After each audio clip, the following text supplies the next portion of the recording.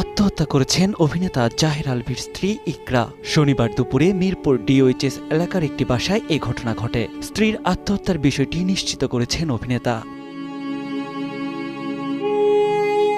অভিনেতার স্ত্রী কেন আত্মহত্যা করেছেন সে বিষয়ে উঠছে নানা প্রশ্ন। বিষয়টি নিয়ে এই মুহূর্তে কথা বলার অবস্থায় নেই বলে সামাজিক মাধ্যমে জানিয়েছেন আলভি।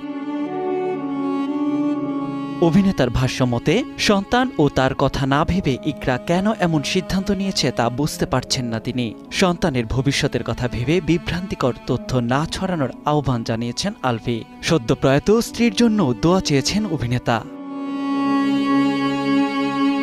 খোঁজ নিয়ে জানা গেছে বর্তমানে নেপালে আছেন অভিনেতা আলভি। ঈদের একটি নাটকের শুটিংয়ে সেখানেই অবস্থান করছেন তিনি। চেষ্টা করছেন দ্রুত ঢাকায় ফেরার। দেশে ফিরেই বিষয়টি নিয়ে কথা বলবেন তিনি।